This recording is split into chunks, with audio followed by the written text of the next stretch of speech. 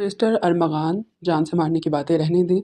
آپ میں تو اتنی مردانگی نہیں ہے کہ آپ مجھے اپنی بیوی تسلیم کر سکیں اور مجھے میرا حق دے سکیں۔ عائزل نے جذباتی ہو کر اپنے پاؤں پر کلہاڑی دے ماری تھی۔ تو پھر ٹھیک ہے، پہلے تو میں تمہارا حق دیتا ہوں۔ یہ کہہ کر ارمغان اس کے حسین سراپے کو دیکھنے لگا جو کالج یونیفارم میں بھی نمایاں نظر آ رہا تھا۔ ارمغان اس کا پروفیسر اور زبردستی کا شوہر تھا۔ آج عائزل بال کھول کر کالج آئی۔ اس کے یونیفارم کی فٹنگ کی وجہ سے ارمغان نے اپنے ہوش کھو دیے اور عائزل کو آفس میں لے جا کر اس نے اسے ٹیبل پر بٹھایا اور اس پر جھک کر اسے عائزل آپ کھڑی ہو جائیں اور مجھے بتائیں کہ لاسٹ کلاس میں ہم نے کیا پڑھا تھا۔ ارمغان کی نظریں بار بار بھٹکتی ہوئی عائزل کے چہرے پر رک رہی تھی۔ وہ آج بالوں کو کھلا چھوڑ کر کالج آئی تھی، وائٹ کلر کی پٹی کو گلے کے ساتھ چپکائے۔ وہ واقعی میں بہت حسین لگ رہی تھی۔ عائزل نے جب اپنے نام کی پکار سنی تو بخلا گئی۔ اس عائزل، کیا مجھے اپنا سوال رپیٹ کرنا پڑے گا؟ ارمغان خانزادہ کا لہجہ زہر خن تھا۔ عائزل نے بے ساختہ خوف سے تھوک نکلا۔ یہ تو اسے بھی نہیں پتا تھا کہ کلاس میں کیا چل رہا ہے۔ وہ تو اپنی فرینڈز کو اپنی نیو واچ دکھا رہی تھی۔ سوری سر، میں نے سنا نہیں۔ آپ نے کیا کہا؟ عائزل نے صرف اتنا ہی بولا تھا۔ ارمغان کا بی پی ہائی ہو گیا۔ آپ کا دھیان کہاں پر ہے مس عائزل؟ میں یہاں پر کھڑا اتنی دیر سے کیا بکواس کیے جا رہا ہوں؟ وہ اس قدر زور سے دہاڑا کہ عائزل خوف سے اپنی جگہ پر اچھل پڑی تھی۔ مارے شرمندگی اور غصے سے اس کی آنکھیں آنسوؤں سے بھیگنے لگی تھی، لیکن سامنے کھڑے پتھر دل انسان کو تو جیسے کوئی فرق ہی نہیں پڑ رہا تھا۔ آپ ابھی اور اسی وقت میری کلاس سے باہر دفعہ ہو جائے۔ یہ سن کر عائزل نے اس کو زخمی نظروں سے دیکھا۔ جب کافی دیر تک وہ اپنی جگہ سے نہیں ہلی تو وہ ایک بار پھر سے تلخ لہجے میں بولا، اب کیا مجھے آپ کے لیے باقاعدہ طور پر انویٹیشن کارڈ بھیجنا پڑے گا؟ اپنا بیگ اٹھائیں اور میری کلاس سے باہر دفعہ ہو جائیں۔ اگلے 3 دنوں تک آپ میری کلاس اٹینڈ نہیں کریں گی۔ مگر سر وہ ٹیسٹ، آپ فکر مت کریں، میں نے آپ کے اس میں ایڈوانس میں ہی 0 نمبر لگا دیے ہیں۔ ویسے بھی ٹیسٹ میں بیٹھ کر آپ نے کون سا پہاڑ توڑ لینا ہے؟ ارمغان کی اس بات پر پوری کلاس کھلکھلا کر ہنسی تھی۔ آنسو عائزل کی آنکھوں سے ٹوٹ کر اس کے گالوں پر جا کر رک گئے تھے۔ وہ چپ چاپ اٹھی اور کلاس سے باہر جا کر کھڑی ہو گئی۔ اس کا دل کر رہا تھا کہ وہ پھوٹ پھوٹ کر رونا شروع کر دے۔ جب سے اس کا جلاد کے ساتھ نکاح ہوا تھا تب سے اس کی زندگی جہنم بن گئی تھی۔ نہ تو اسے دن میں سکون ملتا تھا اور نہ ہی رات میں چین۔ مسلسل 1 گھنٹہ کھڑے رہنے کی وجہ سے اس کی ٹانگیں شل ہو گئی تھی۔ وہ دعا کر رہی تھی کہ جلد از جلد پیریڈ ختم ہو جائیں، لیکن سونے پر سہاگا یہ کہ مسٹر ارمغان نے دوسرے پروفیسر سے اگلی کلاس بھی لے لی تھی۔ ہر تھوڑی دیر کے بعد وہ باہر ایک نظر ڈالتا جہاں پر محترمہ اپنے حسن سے بے نیاز دیوار کے ساتھ لگی کھڑی تھی۔ جب بھی وہ اس کے جسم کے واضح ہوتے ہوئے نشیب و فراز دیکھتا تو اس کے ماتھے کی رگیں غصے سے تن جاتی۔ نہ جانے کتنے لوگوں میں سے گزر کر یہ یونیورسٹی آئی ہوگی۔ کلاس سے باہر نکلنے کے فوراً بعد ارمغان عائزل کے قریب جا کر رکا۔ اس کے چہرے پر گہری نظر ڈالتے ہوئے سرسراتے ہوئے لہجے میں بولا، ابھی اور اسی وقت میرے آفس آؤ، مجھے تم سے ضروری بات کرنی ہے۔ عائزل نے یہ سنا تو مزید سہم گئی تھی۔ آپ کو جو کہنا ہے ابھی کہیں۔ ارمغان کے لبوں پر ایک طنزیہ سی مسکراہٹ پھیل گئی۔ لگتا ہے چھوٹی لڑکی تم اپنی اوقات بھول رہی ہو۔ میں نے تمہیں پہلے ہی دن واضح کر دیا تھا کہ مجھے انکار سننا پسند نہیں ہے، اور جہاں تک تمہارا سوال ہے تو تم تو زبردستی مجھ پر مسلط کی گئی ہو۔ تم جیسی عورتوں کی تو ویسے بھی کوئی عزت نہیں ہوتی ہے۔ اس کے الفاظ تیر بن کر عائزل کے دل کو زخمی کر رہے تھے، لیکن ارمغان ظالم بنا جو بھی منہ میں آیا بولے چلے جا رہا تھا۔ کلاس روم میں موجود عائزل کی دوستیں اشتیاق سے باہر دیکھ رہی تھی۔ یہاں پر چل کیا رہا ہے؟ پتہ نہیں کیوں مجھے لگتا ہے کہ عائزل اور پروفیسر ارمغان کے درمیان کوئی چکر ہے۔ نیدا کی بات سن کر نور نے اسے خونخوار نظروں سے گھورا۔ اگر ان کا چکر ہوتا تو وہ اپنی گرل فرینڈ کو اس طرح سے پوری کلاس میں ذلیل نہ کرتے۔ مجھے تو لگتا ہے کہ وہ عائزل کی نالائکی کی وجہ سے اسے نفرت کرتی ہیں۔ دیکھا نہیں ہر ٹیسٹ میں فیل ہو جاتی ہے۔ یہ کہہ کر وہ ہنسنے لگی تو باقی سہیلیاں بھی اس کی ہاں میں ہاں ہلانے لگی تھی۔ ادھر ارمغان عائزل کو اپنے پیچھے آنے کا اشارہ کر کے اپنے آفس میں جا چکا تھا، جبکہ عائزل خاموشی سے کھڑی انگلیاں چٹکا رہی تھی۔ اسے سمجھ نہیں آ رہا تھا کہ وہ کیا کرے۔ اگر وہ آفس میں چلی جاتی تو اس کا مطلب تھا اپنے پاؤں پر اپنے ہاتھوں سے کلہاڑی مارنا، لیکن اگر وہ انکار کر دیتی تو آج کی رات دوبارہ سے اسے آگے وہ سوچ بھی نہیں سکی تھی۔ دل ہی دل میں آلتو جلالتو کا ورد کرتے ہوئے وہ آفس میں داخل ہوئی تو وہ دشمن جان سامنے ہی کھڑکی کے ساتھ کھڑا تھا۔ دروازہ بند کر دو۔ یہ حکم سن کر عائزل کو اپنی جان ٹانگوں کے راستے نکلتی ہوئی محسوس ہوئی تھی۔ اس نے خاموشی سے دروازہ بند کر دیا۔ اب اس کو لاک لگاؤ۔ دوسرے حکم پر عائزل کی سانسیں اکھڑنے لگی تھی۔ کالج میں یہ سب کچھ الاؤ نہیں ہے، اس نے یکدمی بے یقینی سے کہا تو ارمغان پلٹا اور اسے گہری نظروں سے دیکھنے لگا۔ الاؤ تو میں نے تمہیں یہ سب کچھ بھی نہیں کیا ہوا۔ ارمغان کا اشارہ اس کے حلیے کی طرف تھا۔ آئزل کو شدت سے اپنی غلطی کا احساس ہوا۔ وہ دل ہی دل میں اپنے آپ کو کوس رہی تھی، مگر اب کیا پچھتائی ہو جب چڑیاں چگ گئی خیر۔ میں نے کہا کہ دروازہ بند کرو۔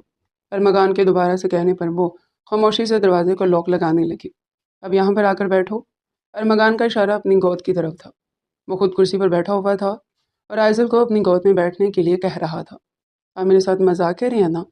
اس نے کانپتے ہوئے لہجے میں پوچھا۔ کیا تمہیں لگتا ہے کہ ہم دونوں کے درمیان مذاق والا رشتہ ہے؟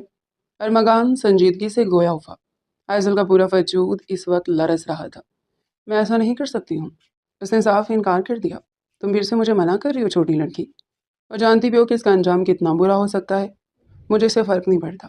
وہ یہ کہہ کر آفس سے نکلنے لگی تھی کہ اگلی پل ارمغان نے ایک زوردار جستہ لگائی اور اس کا بازو پکڑ کر اسے کھینچ کر زور سے دیوار کے ساتھ پن کر دیا۔ یہ کیا بدتمیزی ہے؟ وہ اس کی مضبوط گرفت میں سسک کر رہ گئی تھی۔ یہی تو میں تم سے پوچھنا چاہتا ہوں کہ یہ کیا بدتمیزی ہے؟ ارمغان کا لہجہ پہلے سے بھی زیادہ غسیلا ہو گیا تھا۔ اب کی بار آئزل کے صبر کا پیمانہ بھی لبریز ہو چکا تھا۔ مسٹر ارمغان، آپ نے خود ہی کہا تھا کہ آپ کو میری ذات میں کوئی انٹرسٹ نہیں ہے، اور یہ نکاح آپ نے اپنی مرضی کے خلاف جا کر کیا ہے، تو اس کے مطابق ابھی آپ کو میری زندگی میں بھی دلچسپی لینے کی کوئی ضرورت نہیں ہے۔ بہتر یہی ہوگا کہ آپ اپنے کام سے کام رکھیں۔ تم میرے ساتھ زبان درازی نہیں کر سکتی ہو، میں تمہیں جان سے مار ڈالوں گا۔ ارمغان یکدم ہی بھڑک اٹھا تھا، جبکہ آئزل بھی اب اس کے سامنے تن کر کھڑی ہو گئی تھی۔ کچھ دیر پہلے اس کی آنکھوں میں جو خوف سیر رہا تھا وہ ختم ہو چکا تھا۔ مسٹر ارمغان، جان سے مارنے کی باتیں رہنے دے۔ آپ میں تو اتنی مردانگی نہیں ہے کہ آپ مجھے اپنی بیوی تسلیم کر سکیں اور مجھے میرا حق دے سکیں۔ وہ سوچ بھی نہیں سکتی تھی کہ اس کی بات کتنی مہنگی پڑ سکتی ہے۔ ارمغان کے لبوں پر اچانک ہی پراسرار سی مسکراہٹ رنگ گئی تھی۔ مجھے تو پتہ ہی نہیں تھا کہ تم میرے لیے اس قدر تڑپ رہی ہو۔ یہ کہہ کر ارمغان نے اپنا ہاتھ اس کی گردن پر رکھا۔ اگلی پل وہ اس کے نزدیک ہو گیا تھا۔ وہ ارمغان کی سانسوں کی تپش اپنے سینے پر محسوس کر کے کسی بن پانی کی مچھلی کی طرح لرزنے لگی تھی۔ یہ کیا کر رہے ہیں؟ چھوڑیں مجھے۔ اس نے اپنے آپ کو ارمغان کی گرفت سے آزاد کروانے کی کوشش کی، مگر ناکام رہی۔ تمہاری خواہش پوری کر رہا ہوں۔ نہ صرف تمہیں بیوی کا درجہ دوں گا بلکہ تمہارے سارے حقوق بھی پورے کروں گا، لیکن تنہائی میں، کیونکہ تم جیسی عورتوں کو سریعام قبول نہیں کیا جاتا۔ یہ کہہ کر ارمغان نے اپنے لب اس کی گردن پر رکھ دیے تھے۔ آئزل کے وجود کے ایک زوردار جھٹکا لگا تھا۔ اس نے ارمغان کی شرٹ کو مضبوطی سے اپنے ہاتھوں میں جکڑ لیا۔ اس کی حالت غیر ہونے لگی تھی۔ وہ دونوں ایک پل کے لیے بھول گئے تھے کہ وہ اس وقت آفس میں موجود ہیں۔ آئزل کا وائٹ یونیفارم بار بار دیوار کے ساتھ رگڑ کھا رہا تھا، لیکن ارمغان کو تو جیسے کوئی پرواہ ہی نہیں تھی۔ جیسے اس نے آئزل کی گردن سے اپنے لب ہٹائے تو آئزل گہرے گہرے سانس لینے لگی تھی۔ آپ بہت ہی برے انسان ہیں۔ آپ میرے ساتھ زبردستی نہیں کر سکتے ہیں۔ میری جان، میں تمہارا شوہر ہوں، اور ایک شوہر ہونے کے ناطے میں سب کچھ کر سکتا ہوں۔ یہ کہہ کر اس نے آئزل کو اٹھایا اور اسے زور سے دیوار کے ساتھ لگا دیا تھا۔ آئزل اس کی نظروں کی تپش اپنے ہونٹوں پر محسوس کر کے مزید کنفیوز ہو گئی تھی، جبکہ وہ اس کی گھبراہٹ کو محسوس کرتا ہوا اس کے ہونٹوں کو اپنی دسترس میں لے گیا تھا اور بہت ہی محبت سے اس کے ہونٹوں کو چومنے لگا تھا۔ آئزل نے بے اختیار اپنے ہاتھ اس کے بالوں میں پھنسا دیے تھے۔ اس شخص کا آج آئزل کی جان لینے کا مکمل ارادہ تھا۔ کافی دیر تک اس کے ہونٹوں کو چومنے کے بعد جب وہ آئزل سے الگ ہوا تو آئزل کی نظریں اب کی بار اس کے چہرے پر جمی ہوئی تھی۔ اس کی آنکھوں میں خمار اترا ہوا تھا۔ وہ اس پر کسی اور ہی جہاں کی معلوم ہو رہی تھی، اور ارمغان بھی تو یہی چاہتا تھا کہ وہ اسی طرح سے اس کو تڑپاتا رہے۔ مزہ آیا؟ اس کی گردن پر لب رکھتے ہوئے دوبارہ سے دل فریب انداز میں بولا۔ آئزل کو نہ جانے کیوں اس کا یہ جملہ گالی کی طرح اپنے وجود پر لگا تھا۔ اس نے پوری قوت سے ارمغان کے سینے پر ہاتھ رکھے اور اسے پیچھے دھکا دینے کی کوشش کی۔ مجھ سے دور ہو جائے، اس کا تو سوال ہی پیدا نہیں ہوتا ہے۔ ابھی تھوڑی دیر پہلے تم نے میرے ساتھ جو زبان درازی کی ہے نا، اس کا حساب کتاب تو برابر کرنا ہی پڑے گا، ورنہ تم تو جانتی ہو کہ میرے بے قرار دل کو اس وقت تک قرار نہیں ملتا ہے جب تک میں اپنے دشمنوں سے بدلہ نہیں لے لیتا۔ مسٹر ارمغان، مجھے لگتا تھا کہ کم از کم دشمنی میں آپ اپنا ظرف دکھائیں گے، لیکن آپ تو دشمنی میں بھی میری سوچ سے زیادہ کم ظرف نکلے ہیں۔ ایک ایسی عورت پر اپنا بس چلا رہے ہیں جو پہلے ہی حد سے زیادہ بے بس ہے۔ ارمغان نے اگلی پل اس کی گردن کو زور سے اپنے ہاتھوں میں دبوچا۔ آئزل کا دم گھٹنے لگا تھا، لیکن ارمغان کو تو جیسے فرق ہی نہیں پڑ رہا تھا۔ تم جیسے ہی بد زبان اور بدتمیز عورتیں اپنے ساتھ ہونے والے خسارے کی ذمہ دار ہوتی ہیں۔ میں تمہارے ساتھ دشمنی نہیں نبھا رہا ہوں، میں تو تمہیں اپنی دشمنی کے قابل بھی نہیں سمجھتا۔ ارمغان نے اسے ایک جھٹکے سے اٹھایا اور ٹیبل پر بٹھا دیا۔ اس نے آئزل کی دونوں ٹانگیں کھول کر اپنے گرد لپیٹی تھی اور ایک بار پھر سے اس کے اوپر حاوی ہونے لگا تھا، تو آئزل جانتی تھی کہ وہ اس کی قربت کے آگے دم توڑ دے گی۔ اور اس کی ایک وجہ یہ بھی تھی کہ بچپن سے لے کر جوانی تک اس نے اپنے نام کے ساتھ صرف ارمغان کا ہی نام سنا تھا۔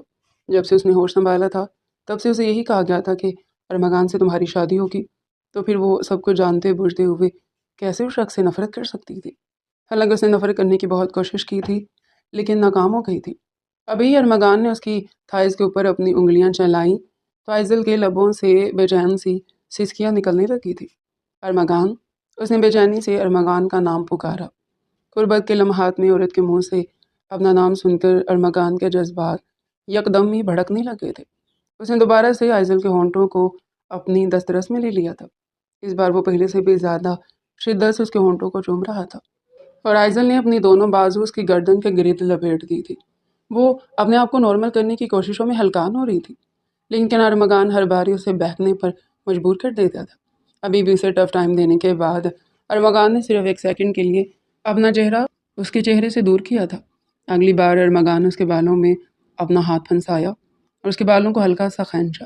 آئزل کے لبوں سے ایک درد بھری سسکی نکلی تھی۔ ارمغان، کیا کر رہے ہیں؟ مجھے درد ہو رہا ہے۔ یہ سن کر ارمغان کے لبوں پر طنزیہ سی مسکراہٹ پھیل گئی۔ میں چاہتا ہوں کہ تم اسی طرح سے تکلیف سے تڑپتی رہو جس طرح سے تمہیں درد ہو رہا ہے۔ بالکل اسی طرح سے مجھے بھی تکلیف ہوتی ہے جب کوئی میری بیوی کو اس حلیے میں دیکھتا ہے۔ بلا شک میں نے تمہیں کبھی وہ درجہ نہیں دیا اور نہ ہی کبھی میں تمہیں دوں گا، لیکن اس کے باوجود تم میرے نکاح میں ہو، تمہارا نام میرے نام کے ساتھ جڑا ہوا ہے اور لوگ تمہیں میرے حوالے سے ہی جانتے ہیں۔ میں بالکل بھی یہ برداشت نہیں کروں گا کہ دوبارہ کبھی اس حلیے میں کالنگ جاؤ، ورنہ میں تمہارا حویلی سے نکلنا بند کر دوں گا۔ اور تم اچھی طرح سے جانتی ہو کہ جو میرا فیصلہ ہوگا وہی آغا جان کا فیصلہ ہوگا۔ وہ اسے کھلے عام دھمکی دے رہا تھا لیکن آئزل جانتی تھی کہ یہ بات دھمکی سے کئی گنا زیادہ اہمیت رکھتی تھی، اور وہ یہ بھی جانتی تھی کہ ارمغان واقعی میں یہ سب کچھ کر سکتا تھا۔ اس حلیے کو مسئلہ ہی کیا ہے؟ آئزل نے جیسے ہی کہا تو ارمغان نے اگلے ہی پل اس کی دھڑکنوں کو اپنی دسترس میں لیا اور انہیں زور سے دبایا۔ آئزل پھر سے سسک کر رہ گئی تھی۔ سارا مسئلہ یہ ہے، یہ کپڑے بہت زیادہ ٹائٹ ہیں اور یہ واضح ہو رہے ہیں، یہ کیا؟ ارمغان نے ایک بار پھر سے اس کی دھڑکنوں کو بے دردی سے مسئلہ تھا۔ آئزل کی ہمت اب جواب دے چکی تھی۔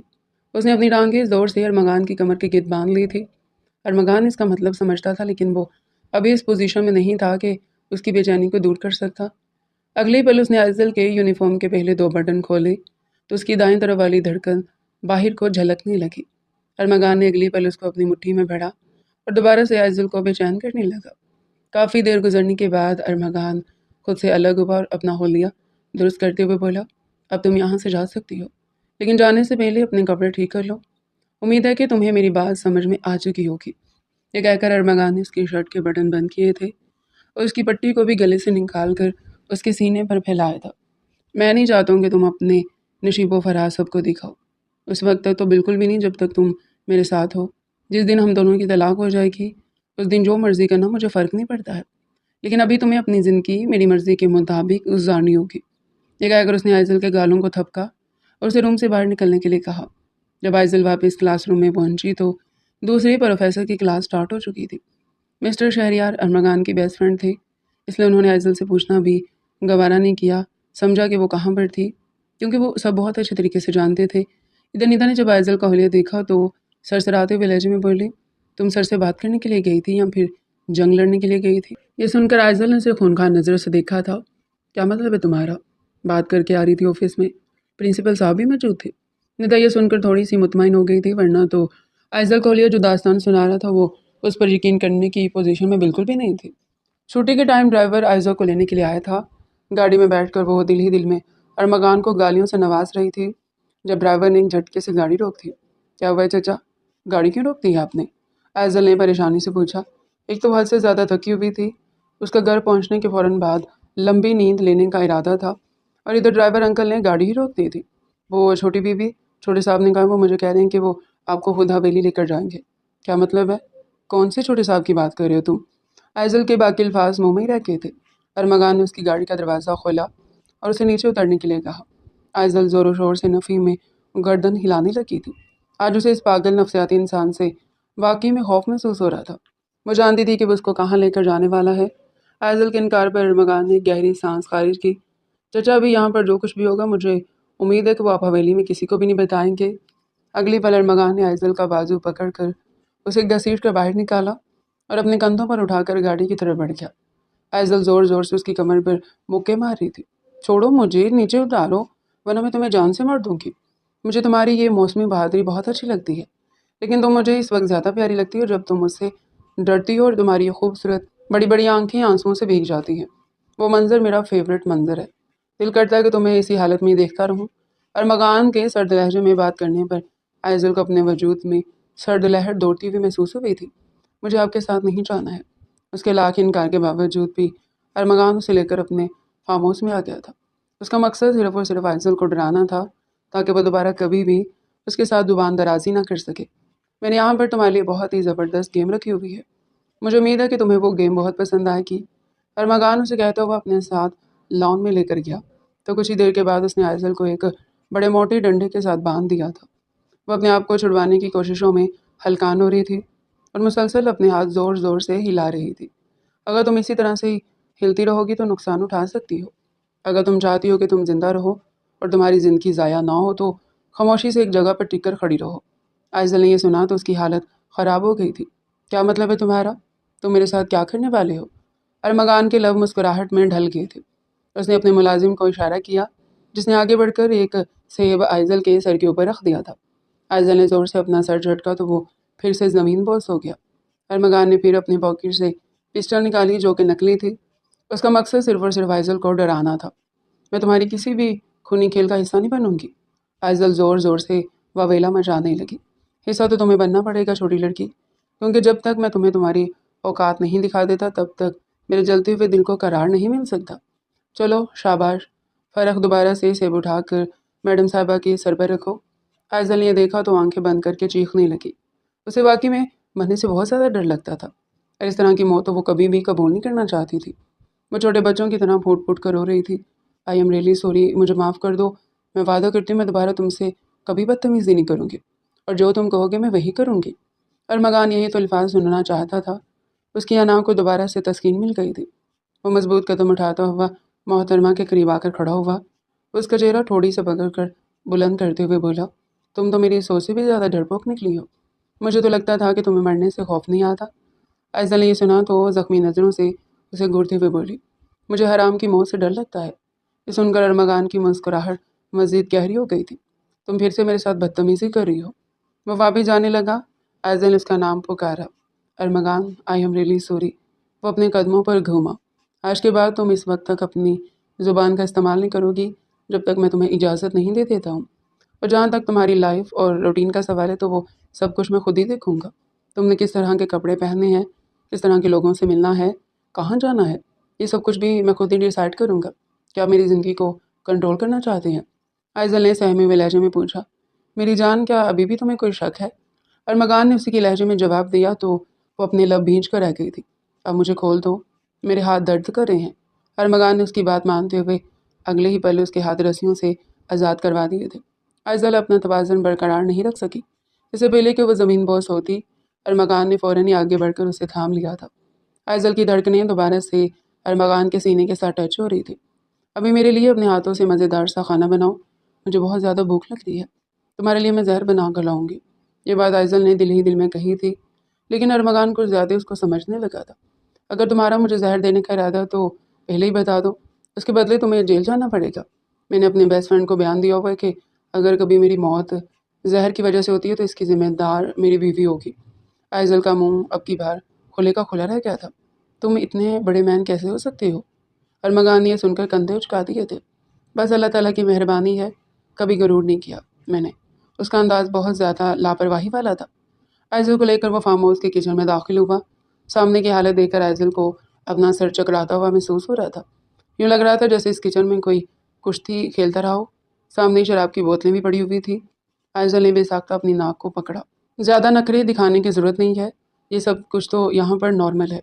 और खैर तुम्हारे लिए खुशखबरी ये भी है कि मैं ये काम नहीं करता हूँ। मैंने कुछ बाहर से दोस्त आए थे तो मैं वो अपने साथ लाए थे। आइजल ने सुना तो बेख्तियारी में उससे पूछने लगी, क्या इन दोस्तों में लड़कियाँ भी थी? और मगान अपनी जगह पर ठटका था। मेरी जान, मैंने पहले ही समझाया, मेरी ज़ात से दूर रहो।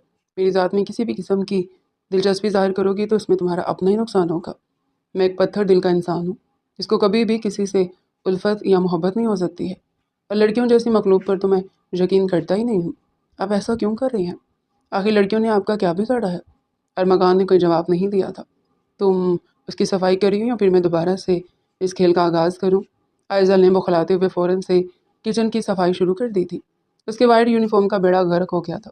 کپڑے دھوتے ہوئے اچانک ہی بیسن کی ٹوٹی خراب ہو گئی۔ سارا پانی کچھ ہلکا آئزل کے کپڑوں کے اوپر آ کر گرا۔ اس کا وائٹ یونیفارم اس کے جسم کے ساتھ چپک گیا تھا اور اندر کا منظر صاف واضح ہونے لگا تھا۔ ارمغان جو کہ کھانے کا پوچھنے کے لیے کچن میں آیا تھا، اسے دوبارہ سے بکھرے ہوئے حلیے میں دیکھ کر اپنے ہوش و حواس کھونے لگا۔ اس نے اگلی پل آئزل کو زور سے دیوار کے ساتھ پین کیا اور اس کی دھڑکنوں کو اپنی دسترس میں لے کر اس کے ہونٹوں پر جھک گیا تھا۔ آئزل کو بالکل بھی سب کی امید نہیں تھی۔ اس کے ہونٹوں کو جی بھر کر چومنے کے بعد ارمغان اس سے الگ ہوا۔ ویسے میں تم پر کافی عرصے کے بعد غور کر رہا ہوں اور مجھے ریئلائز ہو رہا ہے کہ تم باقی لڑکیوں سے کافی حد تک منفرد ہو۔ ارمغان کا اشارہ اس کے نسوانی حسن کی طرف تھا۔ آئزل نے فوراً ہی اپنے دونوں بازو اپنے سینے پر باندھ لیے تھے۔ کیا مجھے کپڑے مل سکتے ہیں؟ ارمغان نے نفی میں گردن ہلا دی۔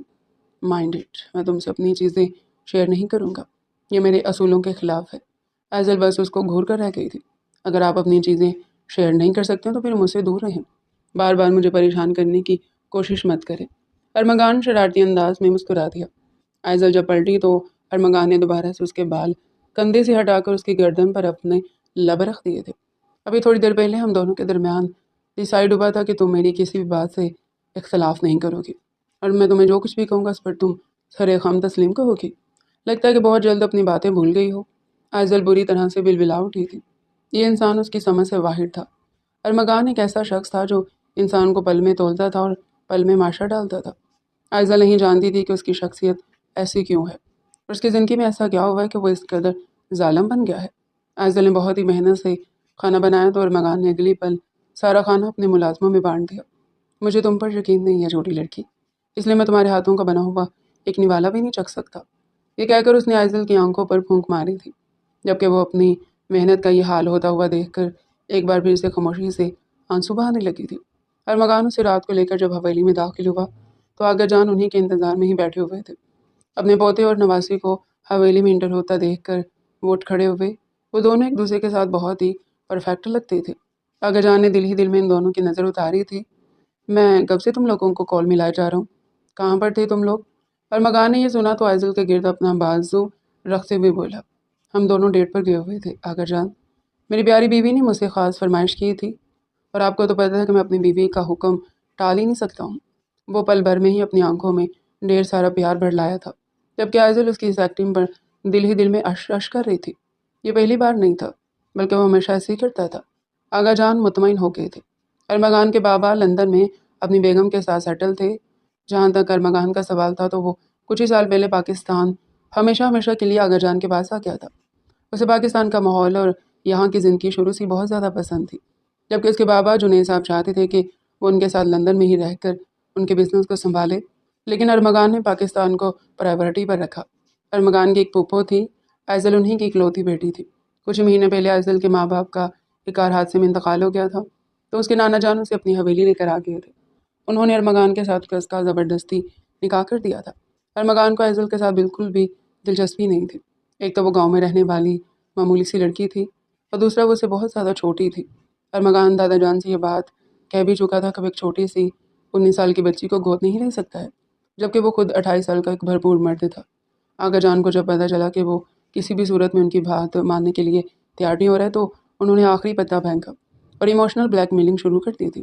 یہاں پر ارمغان بے بس ہو گیا تھا، لیکن نکاح کے دن ہی اس نے آئزل کو یہ بات واضح کر دی تھی کہ اپنی اوقات میں رہنا اور یہ مت بھولنا کہ تم زبردستی میرے سر پر مسلط کی گئی ہو۔ مجھے تمہاری ذات میں کوئی بھی دلچسپی نہیں ہے۔ یہ کہہ کر وہ اسے کنارہ اختیار کر گیا تھا۔ اس نے نئی دادا جان سے کہہ کر رخصتی بھی ڈیلے کروا دی تھی۔ اس نے دادا سے تقریباً 5 سالوں کا وقت مانگا تھا، لیکن وہ اسے پہلے ہی آئزل سے جان چھڑوانا چاہتا تھا۔ اسے عورتوں سے شدید نفرت تھی۔ لندن میں اسے ایک لڑکی سے محبت ہوئی تھی، لیکن اس لڑکی نے اس کے دوست کے ساتھ مل کر اس کو چیٹ کیا تھا۔ ارمغان کو لگنے لگا تھا کہ سب عورتیں ایک جیسی ہوتی ہیں۔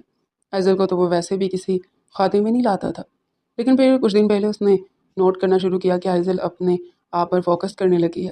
وہ خود کو گروم کر رہی ہے۔ ایک تو آگا جان نے اس کا داخلہ بھی شہر کے سب سے بڑے کالج میں کروایا تھا، جہاں پر لڑکے لڑکیاں اکٹھے ہی پڑھتے تھے۔ شروع شروع میں تو آئزل اپنے گرد دوپٹہ لپیٹ کر جاتی تھی، لیکن کچھ عرصہ بعد